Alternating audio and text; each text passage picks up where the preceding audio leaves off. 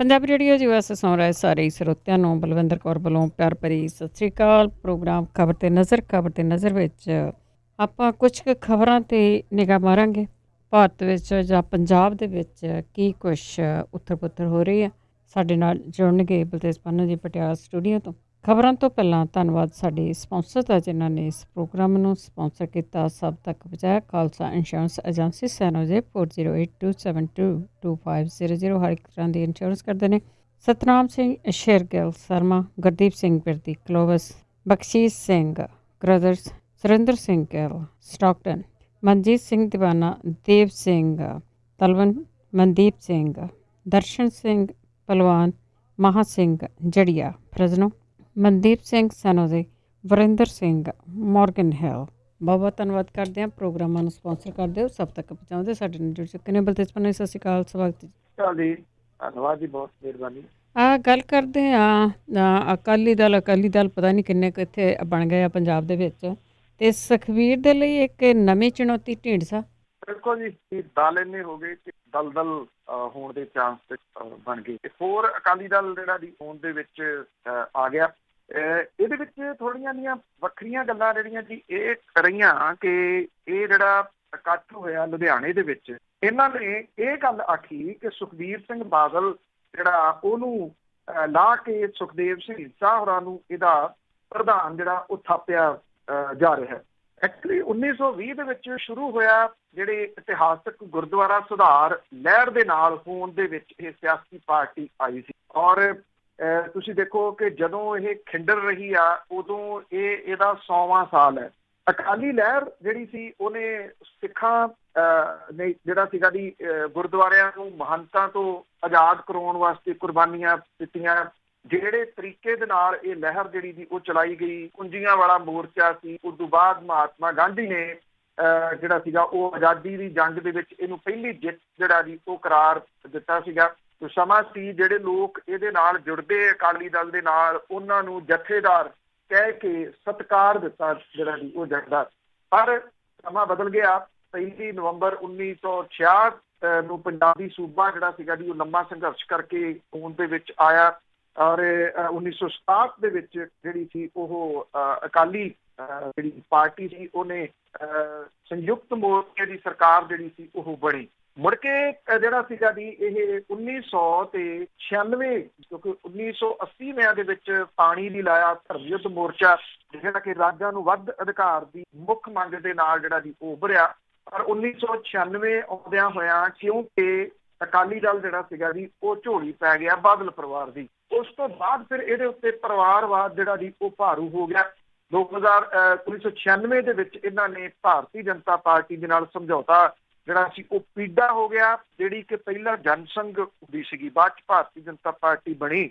ਤੇ ਉਦੋਂ ਬਾਅਦ ਇਹਨਾਂ ਨੇ ਜੋ ਅਕਾਲੀ ਦਲ ਦਾ ਪੁਰਾਤਨ ਇਤਿਹਾਸ ਸੀ ਉਹਨੂੰ ਸਭ ਨੂੰ ਤਿਲਾਂਜਲੀ ਦੇ ਕੇ ਪੰਜਾਬੀ ਪਾਰਟੀ ਬਣਾਉਣ ਵੱਲ ਨੂੰ ਜਿਹੜੇ ਕਦਮ ਸੀ ਵਧਾਏ। ਉੱਥੋਂ ਇਹ ਪਰਿਵਾਰਵਾਦ ਜਿਹੜਾ ਸੀ ਉਹ ਨਿਕਲਿਆ।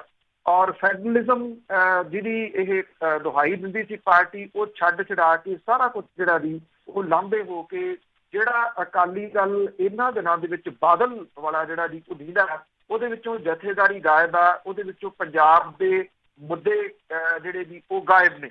2007 ਤੋਂ ਲੈ ਕੇ 2017 ਤੱਕ 10 ਵਰੇ ਲਗਾਤਾਰ ਅਕਾਲੀ ਜਿਹੜਾ ਭਾਜਪਾ ਉਹ ਰਾਜ ਚੱਲਿਆ। ਇਹ ਤੋਂ ਬਾਅਦ ਜਦੋਂ ਰਾਜ ਗਿਆ ਤਾਂ ਜਿਹੜੀਆਂ ਕੁਛ ਬਾਗੀ ਸੁਰਾਂ ਸੀ ਉਹ ਉੱਠਣੀਆਂ ਸ਼ੁਰੂ ਹੋਈਆਂ।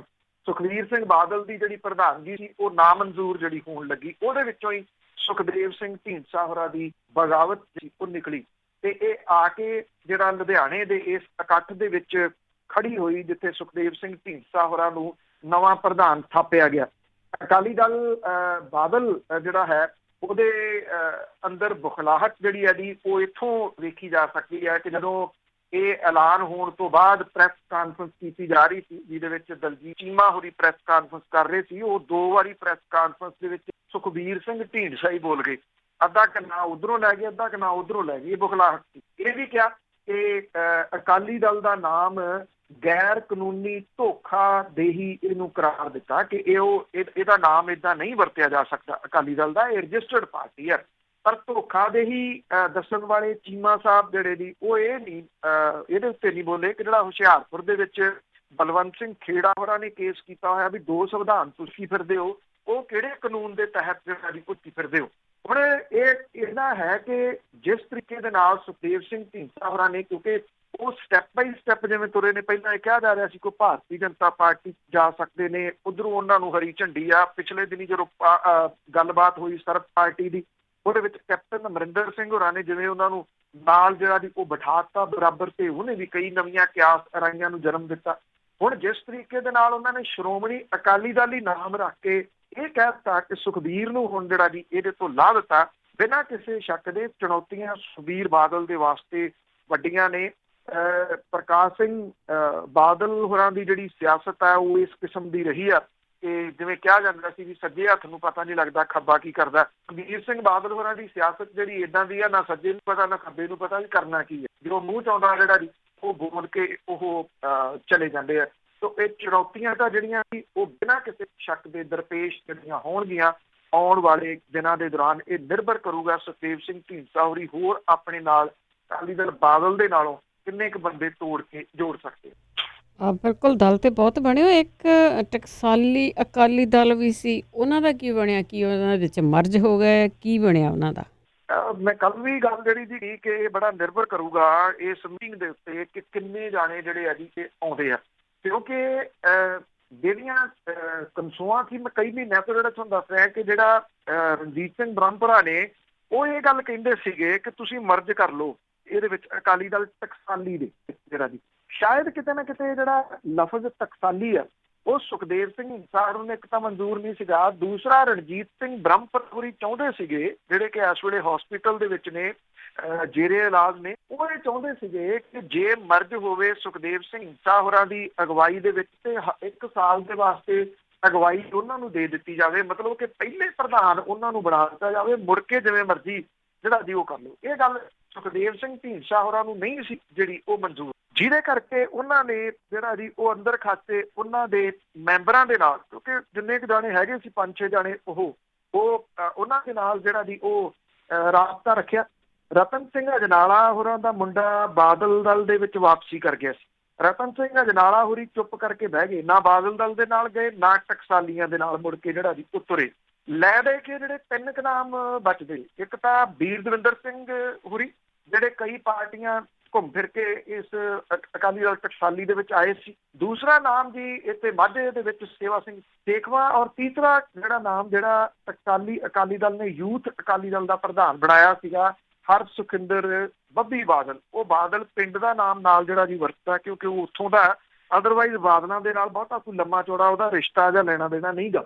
ਇਹ ਜਿਹੜੇ 3 ਨਾਮ ਸੀਗੇ ਇਹ ਤਿੰਨੇ ਆ ਗਏ ਸੁਖਦੇਵ ਸਿੰਘ ਢੀਂਡਸਾ ਹੋਰਾਂ ਦੀ ਇਸ ਤਾਜਪੋਸ਼ੀ ਦੇ ਮੌਕੇ ਦੇ ਉੱਤੇ। ਵੀਰ ਦਵਿੰਦਰ ਸਿੰਘ ਹੋਰੀ ਵੀ, ਸੇਖਵਾ ਸਾਹਿਬ ਵੀ ਤੇ ਬੱਬੀ ਬਾਦਲ ਵੀ। ਪਿੱਛੇ ਜਿਹੜਾ ਜੀ ਉਹ ਰਹਿ ਗਿਆ ਲੈ ਕੇ ਰਣਜੀਤ ਸਿੰਘ ਬ੍ਰਹਮਪੁਰਾ ਹੋਰੀ, ਉਹਨਾਂ ਦਾ ਜਿਹੜਾ ਜੀ ਮੁੰਡਾ, ਤੇ ਇੱਕ ਜਿਹੜੇ 60 ਸਾਲ ਦੇ ਅਜੇ ਵੀ ਜਿਹੜੇ ਉਹ ਸਟੂਡੈਂਟ ਨੇ, ਇੱਕ ਕਿਉਂਕਿ ਜਿਹੜੀ ਆਲ ਇੰਡੀਆ ਸਿੱਖ ਸਟੂਡੈਂਟ ਫੈਡਰੇਸ਼ਨ ਜਿਹੜੀ ਇੱਕ ਧੜਾ, ਉਹਦੇ ਉਹ ਪ੍ਰਧਾਨ ਛੱਡਦੇ ਨਹੀਂ ਪ੍ਰਧਾਨਗੀ, ਕਈ ਵਾਰੀ ਕਹਿ ਹਟੇ ਕਰਨੈਲ ਸਿੰਘ ਪੀਰ ਮੁਹੰਮਦ ਕਿ ਉਹਨਾਂ ਨੇ ਪ੍ਰਧਾਨਗੀ ਛੱਡਣੀ ਆ, ਛੱਡਦੇ ਨਹੀਂ। ਚਲੋ ਇਹ ਪ੍ਰਧਾਨਗੀ ਉਹਨਾਂ ਕੋਲੇ ਕਾਇਮ ਆ। ਉਹ ਬ੍ਰਹਮਪੁਰਾ ਸਾਹਿਬ ਦੇ ਨਾਲ ਅਜੇ ਜਿਹੜਾ ਜੀ ਹੈਗੇ ਆ।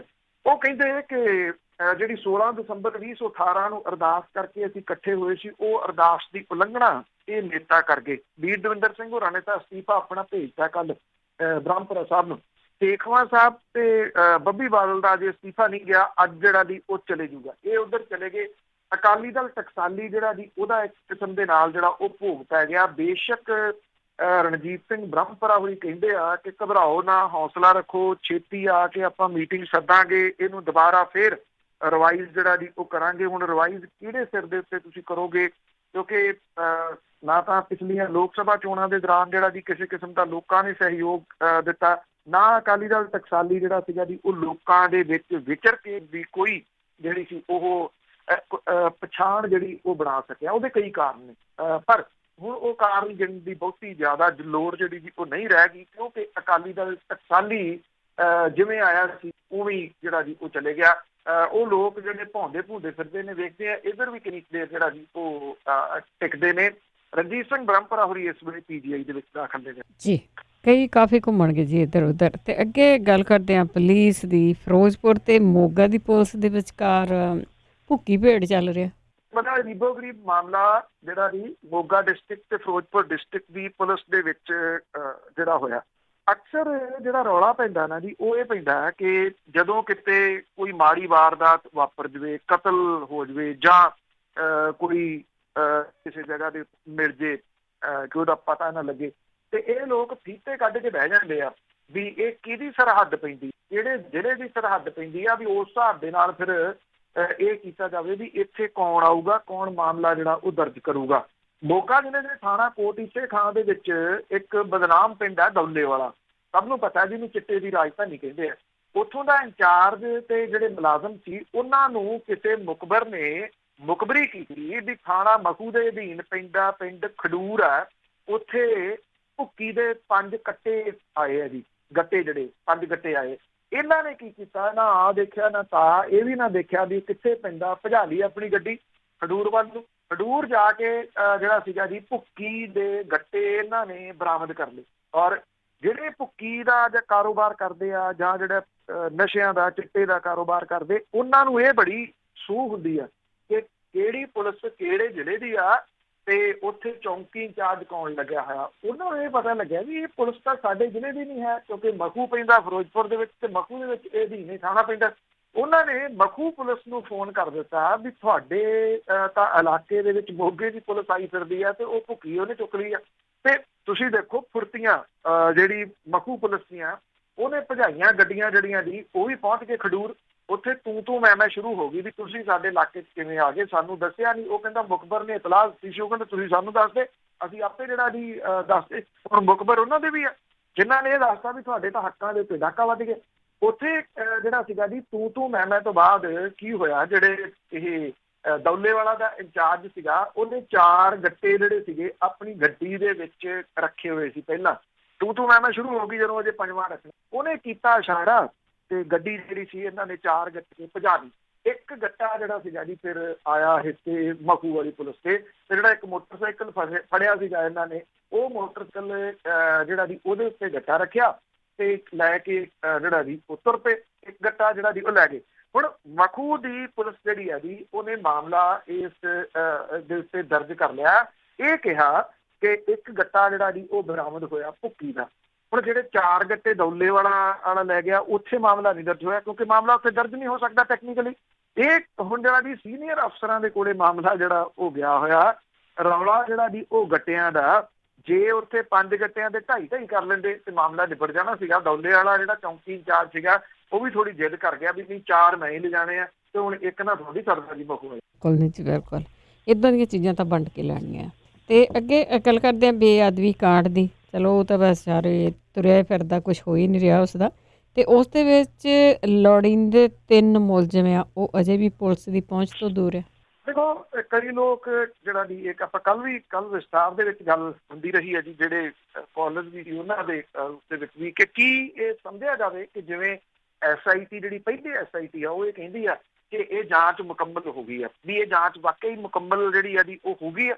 ਇਹਦੇ ਵਿੱਚ ਜਿਹੜੇ ਇੱਕ ਤਾਂ HS ਫੂਲਕਾ ਨੇ, ਉਹਨਾਂ ਦੀ ਵੀਡੀਓ ਇੱਕ ਜਿਹੜੀ ਆਈ ਆ, ਉਹਦੇ ਵਿੱਚ ਉਹਨਾਂ ਨੇ ਕੁਝ ਹੋਰ ਗੱਲਾਂ ਜਿਹੜੀਆਂ ਜੀ ਉਹ ਦੱਸੀਆਂ ਨੇ। ਜਿਹੜੇ 2 ਭਰਾ 5 ਗਰਾਈਂ ਤੋਂ ਫੜੇ ਸੀਗੇ, ਔਰ ਉਹਨਾਂ ਨੇ ਇਹ ਵੀ ਕਿਹਾ ਕਿ ਕਿਵੇਂ ਅਕਾਲੀ ਸਰਕਾਰ ਨੇ ਉਦੋਂ ਜਿਹੜੇ ਸਿੱਖ ਪ੍ਰਚਾਰਕ ਨੇ, ਜਿਹਦੇ ਚ ਭਾਈ ਮਾਝੀ ਹਰਜਿੰਦਰ ਸਿੰਘ ਮਾਝੀ ਔਰ ਰਣਜੀਤ ਸਿੰਘ ਢੱਡਰੀਆਂ ਵਾਲਾ ਤੇ ਜਿਹੜੇ ਜੀ 2 ਹੋਰ ਨੇ, ਇਹਨਾਂ ਦੇ ਸਿਰ ਇਹ ਪਾਉਣ ਦੀ ਸਾਜ਼ਿਸ਼ ਸੀ। ਬੇਅਦਬੀਆਂ ਦਾ ਮਾਮਲਾ ਜੀ ਕਰਵਾ ਉਹਦੇ ਤੋਂ ਲਈਆਂ, ਆ ਇਹਨਾਂ ਦੇ ਸਿਰ ਜਿਹੜਾ ਜੀ ਉਹ ਦਿਓ।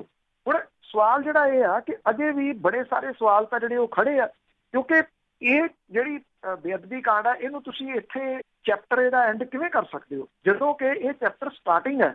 ਜਿਹੜੀ ਅਕਾਲ ਤਖਤ ਦੀ ਇਹਦੇ ਵਿੱਚ ਸ਼ਮੂਲੀਅਤ ਸੀ, ਜਿਹੜਾ ਖਾਸ ਤੌਰ ਦੇ ਉੱਤੇ ਸਰਸੇ ਵਾਲੇ ਨੂੰ ਮਾਫ ਕੀਤਾ ਜਾਣਾ, ਫਿਰ ਉਹ ਮਾਫੀ ਵਾਪਸ ਲਈ ਜਾਣੀ, 96 ਲੱਖ ਦੇ ਇਸ਼ਤਿਹਾਰ ਜਿਹੜੇ ਦੀ ਉਹ ਅਖਬਾਰਾਂ ਦੇ ਵਿੱਚ ਇਹਨੂੰ ਦੇਣੇ, ਜਿਹੜੇ ਇਹਨੂੰ ਸਹੀ ਠਹਿਰਾਉਣ ਦੇ ਵਾਸਤੇ ਹੁਕਮਨਾਮੇ ਨੂੰ ਡੇਰੇ ਵਾਲੇ ਨੂੰ ਮਾਫ ਕਰਨ ਵਾਲੇ, ਉਹਨਾਂ ਚੀਜ਼ਾਂ ਤੋਂ ਤੁਸੀਂ ਜਿਹੜਾ ਜੀ ਉਹ ਕਿਵੇਂ ਕਹਿ ਸਕਦੇ ਹੋ ਕਿ ਇੱਕ ਚੈਪਟਰ ਜਿਹੜਾ ਜੀ ਇੱਥੇ ਬੰਦ ਹੋ ਗਿਆ।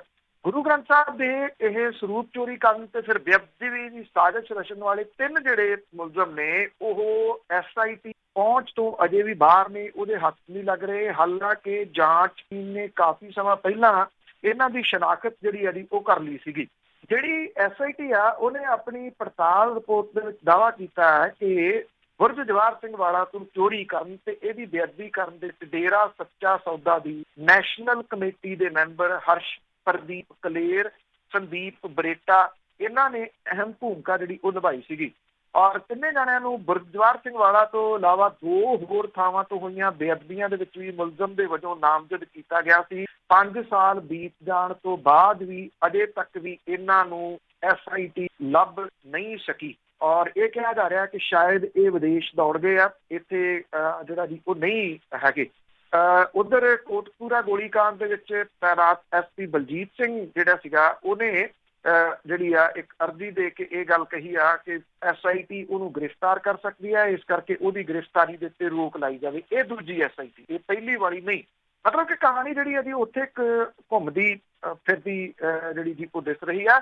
ਇਸ ਕਰਕੇ ਵੱਡੇ ਸਵਾਲ ਜਿਹੜੇ ਨੇ ਨਾ ਜੀ, ਜਿੰਨੇ ਵੀ ਲਿਸਨਰ ਨੇ ਦੁਨੀਆ ਭਰ ਸੁਣਦੇ ਨੇ ਉਹਨਾਂ ਮੂਹਰੇ ਵੀ ਇਹ ਇੱਕ ਜਿਹੜੀ ਜੀ ਅਪੀਲ ਹੈ ਕਿ ਇਹ ਸਵਾਲ ਜਿੰਨੀ ਦੇਰ ਤੱਕ ਇਹਨਾਂ ਸਵਾਲਾਂ ਦੇ ਜਵਾਬ ਨਹੀਂ ਮਿਲਦੇ ਉਨੀ ਦੇਰ ਤੱਕ ਇਹ ਜਿਹੜਾ ਇਸ਼ੂ ਆ ਨਾ ਜੀ, ਇਹ ਜਿਹੜਾ ਮੁੱਦਾ ਆ, ਇਹ ਕਿਸੇ ਵੀ ਹਾਲਤ ਦੇ ਵਿੱਚ ਮੁੱਕਣਾ ਨਹੀਂ ਚਾਹੀਦਾ। ਕਿਉਂਕਿ ਕੱਲ ਵੀ ਮੈਂ ਗੱਲ ਕੀਤੀ ਸੀ ਕਿ ਜੇ ਇਹਦੇ ਅਸਲ ਚਿਹਰੇ ਜਿਹੜੇ ਆ ਉਹ ਸਾਹਮਣੇ ਨਾ ਆਏ, ਅਸਲ ਸਾਜ਼ਿਸ਼ਕਰਤਾ ਸਾਹਮਣੇ ਨਾ ਆਏ, ਯਕੀਨ ਕਰਨਾ ਰਾਜਨੀਤਿਕ ਲੋਕ ਇਹ ਬੇਅਦਬੀ ਨੂੰ ਸ਼ੁਗਲ ਬਣਾ ਲੈਣਗੇ ਕਿ ਜਦੋਂ ਉਹਨਾਂ ਨੂੰ ਲੋੜ ਪਊਗੀ ਉਹ ਦੁਬਾਰਾ ਫਿਰ ਇਸੇ ਤਰ੍ਹਾਂ ਦੀਆਂ ਘਿਨਾਉਣੀਆਂ ਵਾਰਦਾਤਾਂ ਨੂੰ ਜਨਮ ਦੇ ਦਿਆ ਕਰਨਗੇ ਕਿਸੇ ਨਾ ਕਿਸੇ ਨੂੰ ਜਿਹੜਾ ਜੀ ਉਹ ਮੂਹਰੇ ਲਾ ਕੇ। ਇਸ ਕਰਕੇ ਅਸਲ ਸਾਜ਼ਿਸ਼ਕਰਤਾ ਮੂਹਰੇ ਆਉਣੇ ਬਹੁਤ ਜ਼ਰੂਰੀ ਜੀ। ਬਿਲਕੁਲ, ਹਜੇ ਤਾਂ ਬਚਣ ਦੀ ਕੋਸ਼ਿਸ਼ ਕਰ ਰਹੇ ਆ। ਤੇ ਅੱਗੇ ਗੱਲ ਕਰਦੇ ਆ ਸਾਬਕਾ ਅਕਾਲੀ ਵਿਧਾਇਕ ਬਨਿੰਦਰ ਕੌਰ ਲੂੰਬਾ ਦੀ, ਤੇ ਉਸ ਦੀਆਂ ਹੁਣ ਮੁਸ਼ਕਲਾਂ ਵਧਣਗੀਆਂ। ਐਕਚੁਅਲੀ ਇਹ ਇੱਥੇ ਪਟਿਆਲਾ ਦੇ ਨਾਲ ਲੱਗਵਾਂ ਵਿਧਾਨ ਸਭਾ ਹਲਕਾ ਹੈ ਜੀ ਸ਼ਤਰਾਣਾ। ਅਕਾਲੀ ਦਲ ਦੀ ਉਹ ਵਿਧਾਇਕਾ ਰਹੀ ਆ, ਉਹਦਾ ਪਤੀ ਇੱਥੇ ਜਿਹੜੀ ਸਰਕਾਰੀ ਨੌਕਰੀ ਕਰਦਾ ਜੀ, RTO ਹੈ। ਹੋਇਆ ਕੀ ਹੈ ਕਿ ਇਹਦਾ ਜਿਹੜਾ ਜੀ PA ਸੀਗਾ ਗੁਰਸੇਵਕ ਸਿੰਘ ਧੂ, ਉਹਨੇ ਜਿਹੜਾ ਸੀਗਾ ਕੁਝ ਸਮਾਂ ਪਹਿਲਾਂ ਗੋਲੀ ਮਾਰ ਕੇ ਆਪਣੇ ਆਪ ਨੂੰ ਖੁਦਕੁਸ਼ੀ ਕਰ ਲਈ ਔਰ ਇਹ ਭੇਦ ਬਣ ਗਿਆ ਕਿ ਉਹਨੇ ਕਿਉਂ ਗੋਲੀ ਮਾਰ ਕੇ। ਉਸ ਤੋਂ ਕੁਝ ਦਿਨ ਬਾਅਦ ਜਿਹੜਾ ਇਹਦੀ ਵਿਧਾਇਕ ਦਾ ਜਿਹੜਾ PA ਸੀਗਾ ਗੁਰਸੇਵਕ ਸਿੰਘ ਧੂੜ, ਉਹਦੀ ਪਤਨੀ ਕੋਈ ਜ਼ਹਿਰੀਲੀ ਚੀਜ਼ ਖਾ ਲਈ ਔਰ ਉਹਦੀ ਜ਼ਹਿਰੀਲੀ ਚੀਜ਼ ਜਿਹੜੀ ਸੀ ਸਲਫਾਸ ਉਹਨੇ ਖਾਧੀ ਔਰ ਸਲਫਾਸ ਖਾਣ ਤੋਂ ਬਾਅਦ ਉਹਦੀ ਵੀ ਮੌਤ ਹੋ। ਹੁਣ ਪਰਸੋਂ ਜਿਹੜਾ ਇਹ ਗੁਰਸੇਵਕ ਸਿੰਘ ਧੂੜ ਸੀ, ਉਹਦਾ ਪਿਤਾ ਈਸ਼ਰ ਸਿੰਘ ਜਿਹੜਾ ਸੀਗਾ ਉਹ ਵੀ ਦਮ ਤੋੜ ਗਿਆ ਕਿਉਂਕਿ ਉਹ ਸਦਮੇ ਦੇ ਨਾਲ ਦਮ ਤੋੜ ਗਿਆ। ਉਹਨੇ ਖੁਦਕੁਸ਼ੀ ਨਹੀਂ ਕੀਤੀ। ਪਰ ਇਹ 3 ਮੌਤਾਂ ਜਿਹੜੀਆਂ ਇੱਕ ਪਰਿਵਾਰ ਦੇ ਵਿੱਚ ਹੋਣੀਆਂ, ਸਵਾਲ ਬਹੁਤ ਵੱਡੇ ਜਿਹੜੇ ਜੀ ਉਹ ਖੜੇ ਹੋ ਗਏ। ਇੱਕ ਵੀਡੀਓ ਜਿਹੜੀ ਆ ਜੀ ਉਹ ਕੱਲ ਸਾਹਮਣੇ ਆਈ ਜਿਹੜੀ ਕਿ ਗੁਰਸੇਵਕ ਸਿੰਘ ਧੂੜ ਦੀ ਪਤਨੀ ਦੀ ਹੈ, ਜਿਹਦੇ ਵਿੱਚ ਉਹਨੇ ਆਪਣੀ ਜੇਠ, ਆਪਣੀ ਸੱਸ, ਸਾਬਕਾ ਵਿਧਾਇਕਾ ਜਿਹੜੀ ਹੈ ਜੀ ਇਹ ਬਨਿੰਦਰ ਕੌਰ ਲੂੰਬਾ, ਉਹ ਤੇ ਉਹਦੇ ਪਤੀ ਜਿਹੜਾ RTO ਹੈਗਾ ਜੀ, ਉਹਦੇ ਉੱਤੇ ਦੋਸ਼ ਲਾਏ ਕਿ ਉਹਨਾਂ ਦੀ ਮੌਤ ਦੇ ਵਾਸਤੇ ਉਹ ਜ਼ਿੰਮੇਵਾਰ ਨੇ। ਉਹ ਇਹ ਕਹਿੰਦੀ ਆ ਕਿ ਮੇਰੇ ਪਤੀ ਨੂੰ ਕੁਝ ਇਹਨਾਂ ਦੀਆਂ ਵਿਚਲੀਆਂ ਗੱਲਾਂ ਦਾ ਪਤਾ ਸੀਗਾ, ਕਿਸੇ ਹੇਰਾਫੇਰੀ ਦੀ ਉਹ ਗੱਲ ਕਰਦੀ ਹੈ। ਕੀ ਆ ਉਹਦਾ ਵਿਸਤਾਰ ਦੇ ਵਿੱਚ ਨਹੀਂ ਗਈ। ਉਹ ਇਹ ਕਹਿੰਦੀ ਆ ਕਿ ਉਹਦੇ ਕਰਕੇ ਉਹਨੂੰ ਇੰਨਾ ਕੁ ਦਬਾਅ ਦੇ ਹੇਠ ਲੈਣ ਦਾ ਕਿ ਉਹ ਖੁਦਕੁਸ਼ੀ ਕਰ ਗਿਆ। ਉਹ ਇਹ ਵੀ ਕਹਿੰਦੀ ਆ ਕਿ ਉਹੀ ਦਬਾਅ ਹੁਣ ਮੇਰੇ ਉੱਤੇ ਪਾਇਆ ਜਾ ਰਿਹਾ ਜਿਹਦੇ ਕਰਕੇ ਮੈਂ ਖੁਦਕੁਸ਼ੀ ਕਰ ਰਹੀ ਹਾਂ। ਬੱਚੇ ਨੇ ਉਹਦੇ 2 ਜਿਹੜਾ। ਹੁਣ ਤੁਸੀਂ ਦੇਖੋ ਕਿ ਬਾਦਲ ਅਕਾਲੀ ਦਲ ਜਿਹੜਾ ਜੀ ਉਹ ਇੱਥੇ ਪਾਤੜਾਂ ਦੇ ਵਿੱਚ ਧਰਨਾ ਲਾਈ ਬੈਠਾ ਕਿ ਇਹ ਮਾਮਲਾ ਰੱਦ ਕੀਤਾ ਜਾਵੇ ਸਾਬਕਾ ਵਿਧਾਇਕਾਂ ਦੇ ਖਿਲਾਫ, ਜਦੋਂ ਕਿ 3 ਮੌਤਾਂ ਜਿਹੜੀਆਂ ਜੀ ਉਹ ਹੋ ਚੁੱਕੀਆਂ ਹੋਈਆਂ ਨੇ। ਬਜਾਏ ਇਹਦੇ ਕਿ ਇਹ ਕਿਹਾ ਜਾਵੇ ਕਿ ਇਹਦੀ ਜਾਂਚ ਜਿਹੜੀ ਆ ਉਹ ਹੋਣੀ ਚਾਹੀਦੀ ਆ। ਇਸ ਵੀਡੀਓ ਦਾ ਸੱਚ ਜਿਹੜਾ ਸਾਹਮਣੇ ਆਉਣਾ ਚਾਹੀਦਾ। ਇਹ ਵੀ ਸਾਹਮਣੇ ਆਉਣਾ ਚਾਹੀਦਾ ਕਿ ਗੁਰਸੇਵਕ ਸਿੰਘ ਧੂੜ ਦੀ ਜਿਹੜੀ ਮੌਤ ਆ ਉਹ ਕਿਉਂ ਹੋਈ, ਉਹਦੀ ਪਤਨੀ ਨੇ ਸਲਫਾਸ ਕਿਉਂ ਖਾਧੀ ਤੇ ਉਹਨਾਂ ਦਾ ਪਿਓ ਜਿਹੜਾ ਜੀ ਉਹ ਸਦਮੇ ਦੇ ਨਾਲ ਕਿਉਂ ਜਿਹੜਾ ਜੀ ਉਹ ਤੁਰ ਗਿਆ। ਬਜਾਏ ਇਹਦੇ ਕਿ ਇਹ ਕਹਿਣ ਦੇ ਇਹ ਉਹਦਾ ਕੇਸ ਰੱਦ ਕਰਾਉਣ ਦੇ ਵਾਸਤੇ ਜਿਹੜਾ ਜੀ ਉਹ ਧਰਨਾ ਲਾਈ ਬੈਠੇ ਆ। ਹੁਣ ਮਾਮਲਾ ਜਿਹੜਾ ਜੀ ਇਹਦੇ ਉੱਤੇ ਦਰਜ ਹੋ ਗਿਆ, ਜਿਹੜੀਆਂ ਸੀਗੀਆਂ ਇਰਾਦਾ ਕਤਲ ਦੀਆਂ ਧਾਰਾਵਾਂ ਜਿਹੜੀਆਂ ਸੀਗੀਆਂ ਉਹਦੇ ਕਰਕੇ ਜਿਹੜਾ ਜੀ ਇਹ ਮਾਮਲਾ ਦਰਜ ਹੋ ਗਿਆ ਔਰ ਉਮੀਦ ਕੀਤੀ ਜਾ ਸਕਦੀ ਹੈ ਜੀ ਕਿ ਇਹਦੀ ਜਾਂਚ ਦੇ ਵਿੱਚੋਂ ਕੁਝ ਨਾ ਕੁਝ ਖੁਲਾਸੇ ਜਿਹੜੇ ਜੀ ਉਹ ਹੋਣਗੇ ਔਰ ਜਿਹੜੀ ਸਾਬਕਾ ਵਿਧਾਇਕ ਆ ਤੇ ਉਹਦਾ ਪਤੀ ਜਿਹੜਾ ਆਰਟੀਓ ਹੈ, ਉਹਨਾਂ ਦੇ ਕਰਪਸ਼ਨ ਦੇ ਚਰਚੇ ਤਾਂ ਪਹਿਲਾਂ ਵੀ ਬਹੁਤ ਜਿਹੜਾ ਜੀ ਉਹ ਚੱਲਦੇ ਰਹੇ ਆ। ਕਈ ਵਾਰੀ ਜਿਹੜਾ ਜੀ ਉਹਨਾਂ ਦੀ ਕਰਪਸ਼ਨ ਦੇ ਚਰਚੇ ਸਾਹਮਣੇ ਆਏ ਆ। ਪਰ ਉਹ ਹੁਣ ਸਵਾਲ ਇਹ ਆ ਕਿ ਜੇ ਉਹਦੀ ਜਿਹੜੀ ਗੁਰਸੇਵਕ ਦੀ ਪਤਨੀ ਆ ਉਹ ਵੀ ਬਹੁਤਾ ਖੁਲਾਸਾ ਤਾਂ ਕਰਕੇ ਨਹੀਂ ਗਈ। ਇਹ ਇੱਕ ਭੇਦ ਜ਼ਰੂਰ ਰਹਿ ਗਿਆ ਕਿ ਕਿਹੜੀ ਵਜ੍ਹਾ ਕਰਕੇ ਸੇਵਕ ਨੇ ਇਹ ਆਤਮ ਹੱਤਿਆ ਕੀਤੀ, ਕਾਹਦੇ ਲਈ ਉਹਦੇ ਉੱਤੇ ਦਬਾਅ ਪਾਇਆ ਜਾ ਰਿਹਾ ਸੀ, ਉਹਦੇ ਕੋਲੇ ਕਿਹੜੇ ਭੇਦ ਸੀਗੇ, ਉਹਦਾ ਕੋਈ ਖੁਦਕੁਸ਼ ਨਹੀਂ ਮਿਲਿਆ ਜੀ। ਤੇ ਅੱਗੇ ਗੱਲ ਕਰਦੇ ਹਾਂ ਜਿਹੜਾ ਯੂਪੀ ਦੇ ਵਿੱਚ ਇੱਕ ਦੂਬੇ ਨੇ ਪੁਲਿਸ ਦੇ ਕਰਮਚਾਰੀ ਮਾਰ ਦਿੱਤੇ ਸੀਗੇ, ਉਹ ਪੁਲਿਸ ਦੀ ਪਹੁੰਚ ਤੋਂ ਅਜੇ ਵੀ ਬਾਹਰ ਆ। ਕਰੀਏ ਕਾਨਪੁਰ ਹੱਤਿਆਕਾਂਡ ਦੀ ਜਾਂਚ ਕਰ ਰਹੇ STF ਦੇ DIG ਅਨੰਤ ਦੇਵ ਤ੍ਰਿਪਾਠੀ ਨੂੰ ਜਿਹੜਾ ਜੀ ਉਹ ਸਰਕਾਰ ਨੇ ਹਟਾਤਾ ਤੇ PAC ਜਿਹੜਾ ਜੀ ਉਹ ਭੇਜ ਦਿੱਤਾ। ਇਹਦੇ ਵਿੱਚ ਜਿਹੜਾ ਜੀ DSP ਦਵਿੰਦਰ ਜਿਹੜਾ ਮਾਰਿਆ ਗਿਆ ਸੀਗਾ, ਇਹ ਚਿੱਠੀ ਸਾਹਮਣੇ ਆਈ ਹੈ। ਇਹ ਚਿੱਠੀ ਜਿਹੜੀ ਕਾਨਪੁਰ ਦੇ SSP ਅਨੰਤ ਦੇਵ ਨੂੰ ਲਿਖੀ ਆ, ਜਿਹਦੇ ਵਿੱਚ ਇਹ ਕਿਹਾ ਕਿ ਚੌਬੇਪੁਰ ਦੇ ਥਾਣੇਦਾਰ ਵਿਨੇ ਤਿਵਾੜੀ ਵਿਕਾਸ ਦੂਬੇ ਨੂੰ ਬਚਾਉਣ ਦਾ ਕੰਮ ਕਰ ਰਿਹਾ, ਇਹਦੇ ਉੱਤੇ ਕਾਰਵਾਈ ਕੀਤੀ ਜਾਵੇ। DSP ਜਿਹੜਾ ਮਾਰਿਆ ਗਿਆ ਸੀਗਾ ਦਵਿੰਦਰ, ਉਹਦੇ ਭਰਾ ਨੇ ਜਿਹੜਾ ਜੀ ਅਨੰਤ ਦੇਵ ਦੇ ਉੱਤੇ ਦੋਸ਼ ਲਾਇਆ ਸੀਗਾ ਕਿ ਚਿੱਠੀ ਦੇ ਉੱਤੇ ਕੋਈ ਕਾਰਵਾਈ ਨਹੀਂ ਹੋਈ। ਹੁਣ ਤ੍ਰਿਪਾਠੀ ਦੀ ਜਗ੍ਹਾ ਦੇ ਉੱਤੇ PAC ਆਗਰਾ ਦੇ ਸੁਧੀਰ ਕੁਮਾਰ ਨੂੰ ਜਿਹੜਾ ਜੀ STF SSP ਬਣਾਇਆ ਗਿਆ। ਉਹ ਮਾਮਲੇ ਦੀ ਜਾਂਚ ਜਿਹੜੀ ਜੀ ਉਹ ਕਰੂਗਾ। ਔਰ ਚੌਬੇਪੁਰ ਥਾਣਾ ਜਿਹੜਾ ਜਿਹਦੇ ਚਿੱਠੀ 'ਚ ਜ਼ਿਕਰ ਆ, ਉਹਦੇ 55 ਦੇ ਕਰੀਬ ਪੁਲਿਸ ਵਾਲੇ ਜਿਹੜੇ ਆ ਉਹਨਾਂ ਨੂੰ ਲਾਈਨ ਹਾਜ਼ਰ ਕਰ ਦਿੱਤਾ ਗਿਆ। ਜਿਹੜਾ ਵਿਕਾਸ ਦੂਬੇ ਆ ਉਹ ਅਜੇ ਵੀ ਪੁਲਿਸ ਦੀ ਪਹੁੰਚ ਤੋਂ ਦੂਰ ਹੈ। ਦਿੱਲੀ ਦੇ ਬਦਰਪੁਰ ਹੋਟਲ ਦੇ ਵਿੱਚ ਵਿਕਾਸ ਤੇ ਉਹਦੇ ਸਾਥੀਆਂ ਦੇ ਲੁਕੇ ਹੋਣ ਦੀ ਸੂਚਨਾ ਮਿਲੀ ਸੀ। ਪੁਲਿਸ ਨੇ ਛਾਪਾ ਮਾਰਿਆ। ਹੋਟਲ ਤੇ ਰਿਸੈਪਸ਼ਨ ਦੇ ਬਾਹਰ ਲੱਗੇ ਸੀ ਫੁਟੇਜ ਦੇ ਵਿੱਚ ਵਿਕਾਸ ਦੂਬੇ ਵਰਗਾ ਦੇਖਣ ਵਾਲਾ ਇੱਕ ਵਿਅਕਤੀ ਜਿਹੜਾ ਜੀ ਉਹ ਨਜ਼ਰ ਆਇਆ। 3 ਜਾਣਿਆਂ ਨੂੰ ਇੱਥੋਂ ਪੁਲਿਸ ਨੇ ਜਿਹੜਾ ਜੀ ਉਹ ਫੜਿਆ। ਉਹ ਇਹ ਕਹਿੰਦੇ ਆ ਕਿ ਵਿਕਾਸ ਦੂਬੇ ਉਹਨਾਂ ਦੇ ਨਾਲ ਸੀਗਾ, ਪਰ ਅਜੇ ਪੁਲਿਸ ਨੇ ਕੋਈ ਆਫੀਸ਼ੀਅਲ ਬਿਆਨ ਜਿਹੜਾ ਜੀ ਉਹ ਜਾਰੀ ਕੀਤਾ। ਇਹ ਵੀ ਕਿਹਾ ਜਾ ਰਿਹਾ ਕਿ ਵਿਕਾਸ ਦੂਬੇ ਉੱਥੋਂ ਨਿਕਲ ਗਿਆ। ਵਿਕਾਸ ਦੂਬੇ ਤੇ ਪੁਲਿਸ ਦੇ ਵਿਚਾਲੇ ਜਿਹੜਾ ਮੁਕਾਬਲਾ ਹੋਇਆ, ਇਹਦੇ ਤੋਂ ਬਾਅਦ ਅਜੇ ਤੱਕ ਜਿਹੜਾ ਜੀ ਇਹਦਾ ਕੋਈ ਸੁਰਾਗ ਹੱਥ ਨਹੀਂ ਜਿਹੜਾ ਜੀ ਉਹ ਲੱਗਿਆ। 2.5 ਲੱਖ ਰੁਪਏ ਦਾ ਨਾਮ ਉਹਦੇ ਉੱਤੇ ਜਿਹੜਾ ਜੀ ਉਹ ਰੱਖਿਆ ਜਾ ਚੁੱਕਿਆ। UP STF ਤੇ ਕਾਨਪੁਰ ਮੰਡਲ ਦੀ 40 ਟੀਮਾਂ ਉਹਨੂੰ ਲੱਭਣ ਦੇ ਵਿੱਚ ਲੱਗੀਆਂ ਹੋਈਆਂ ਨੇ। ਪੁਲਿਸ ਟੀਮ ਉਹ ਘਰ ਦੇ ਮਲਬੇ ਤੱਕ ਪਹੁੰਚੀ। ਜਿਹੜਾ ਘਰ ਢਾਹਤਾ ਸੀਗਾ ਜਿਹੜਾ ਜੀ ਉਹ ਪ੍ਰਸ਼ਾਸਨ ਨੇ, ਉਹ ਕਹਿੰਦੇ ਕਿ ਉਹਨਾਂ ਦੇ ਹੱਥ ਕੁਝ ਸਬੂਤ ਲੱਗੇ ਆ। ਮਲਬੇ ਤੋਂ ਕਈ ਫਰਜ਼ੀ ID ਜਿਹੜੀਆਂ ਜੀ ਉਹ ਮਿਲੀਆਂ ਨੇ। ਇਹ ਕਿਹਾ ਜਾ ਰਿਹਾ ਕਿ ਫਰਜ਼ੀ ਜਿਹੜੀਆਂ ID ਨੇ ਉਹਨਾਂ ਦਾ ਇਸਤੇਮਾਲ ਕਰਕੇ ਉਹ ਜ਼ਮੀਨਾਂ ਦੀ ਖਰੀਦੋ ਫਰੋਖਤ ਜਿਹੜਾ ਜੀ ਉਹ ਕਰਦਾ ਸੀਗਾ। ਔਰ ਆਪਣੇ ਜਿਹੜੇ ਬੰਦੇ ਸੀ ਉਹਨਾਂ ਦੇ ਨਾਲ ਸੰਪਰਕ ਕਰਨ ਦੇ ਵਾਸਤੇ ਉਹਨੇ ਘਰ ਦੇ ਵਿੱਚ ਹੀ ਵਾਇਰਲੈਸ ਕੰਟਰੋਲ ਰੂਮ ਬਣਾ ਰੱਖਿਆ ਸੀਗਾ। ਔਰ ਜਿਹੜਾ ਜੀ ਇਹ ਕਿਹਾ ਜਾ ਰਿਹਾ ਕਿ ਉਹਨੇ ਬਹੁਤ ਸਾਰੀਆਂ ਜਾਇਦਾਦਾਂ ਵੱਖ-ਵੱਖ ਬੇਨਾਮੀਆਂ ਜਿਹੜੀਆਂ ਸੀਗੀਆਂ ਉਹ ਖਰੀਦੀਆਂ।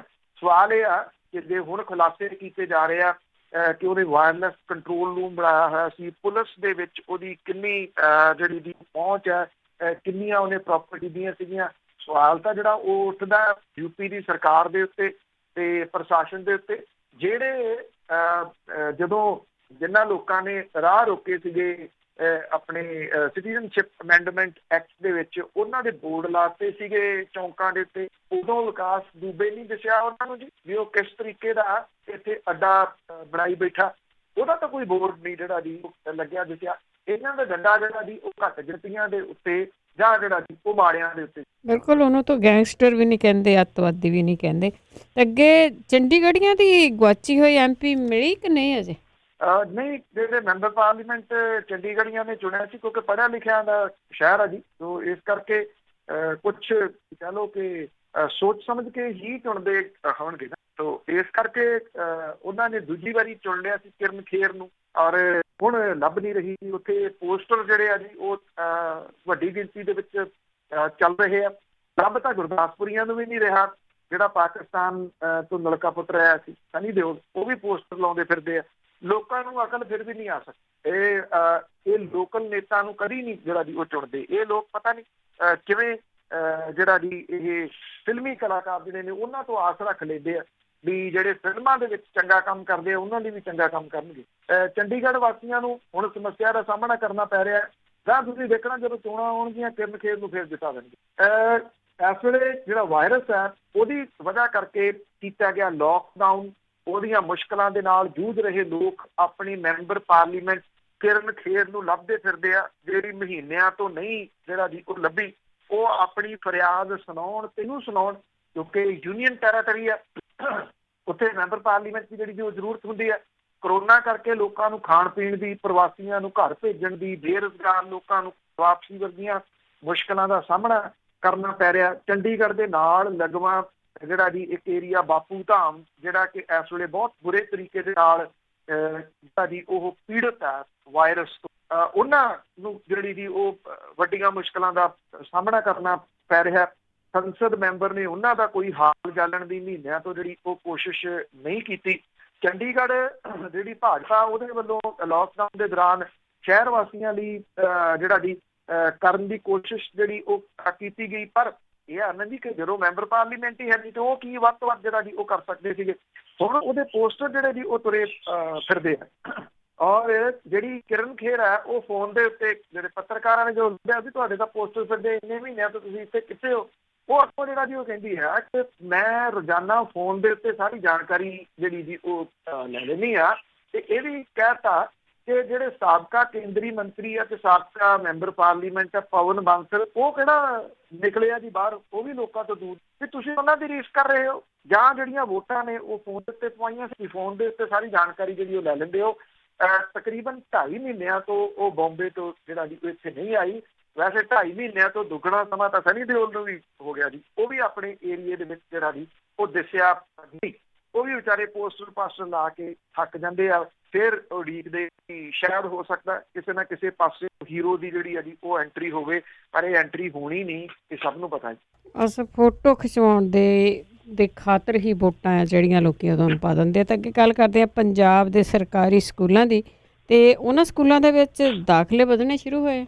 ਕਿਉਂਕਿ ਪੰਜਾਬ ਦੇ ਸਰਕਾਰੀ ਸਕੂਲਾਂ ਦੇ ਉੱਤੇ ਸਟੂਡੈਂਟਸ ਤੇ ਪੇਰੈਂਟਸ ਦਾ ਜਿਹੜਾ ਵਿਸ਼ਵਾਸ ਹੈ ਜੀ ਉਹ ਵੱਧ ਰਿਹਾ। ਹੁਣ ਇਹ ਵਿਸ਼ਵਾਸ ਕਈ ਮੁਸ਼ਕਲਾਂ ਕਰਕੇ ਵੱਧ ਰਿਹਾ, ਔਰ ਕਿੰਨੀ ਦੇਰ ਵਿਸ਼ਵਾਸ ਰਹੂਗਾ ਇਹ ਬਹੁਤ ਵੱਡਾ ਸਵਾਲ ਹੈ। ਲੋਕਾਂ ਨੇ ਇਹ ਢਾਂਚਾ ਖੁਦ ਤਬਾਹ ਕੀਤੀ, ਪ੍ਰਾਈਵੇਟ ਸਕੂਲਾਂ ਦੇ ਪਿਛਲੱਗ ਬਣ ਕੇ, ਦੇਖਾ ਦੇਖੀ, ਸਟੇਟਸ ਸਿੰਬਲ, ਵੱਡੇ ਤੋਂ ਵੱਡਾ ਸਕੂਲ, ਵੱਡੇ ਤੋਂ ਵੱਡਾ ਫੰਡ, ਮਹਿੰਗੀਆਂ ਤੋਂ ਮਹਿੰਗੀਆਂ ਫੀਸਾਂ ਜਿਹੜੀਆਂ ਜੀ ਉਹ ਦੇ ਕੇ ਇਹਨਾਂ ਦੇ ਸਿਰ ਐਸੇ ਖਰਾਬ ਜਿਹੜਾ ਜੀ ਉਹ ਕਰ ਦਿੱਤੇ ਕਿ ਹੁਣ ਜਦੋਂ ਮੁਸੀਬਤ ਆਈ ਇਹ ਲੋਕ ਜਿਹੜੇ ਸੀਗੇ ਜੀ ਉਹ ਝੱਗਾ ਚੁੱਕ ਕੇ ਜਾਓ ਸਾਡੀਆਂ ਫੀਸਾਂ ਰੱਖੋ, ਅਸੀਂ ਤਾਂ ਨਹੀਂ ਤੁਹਾਡੇ ਨਾਲ ਜਿਹੜਾ ਜੀ ਉਹ ਖਲੋਂਦੇ।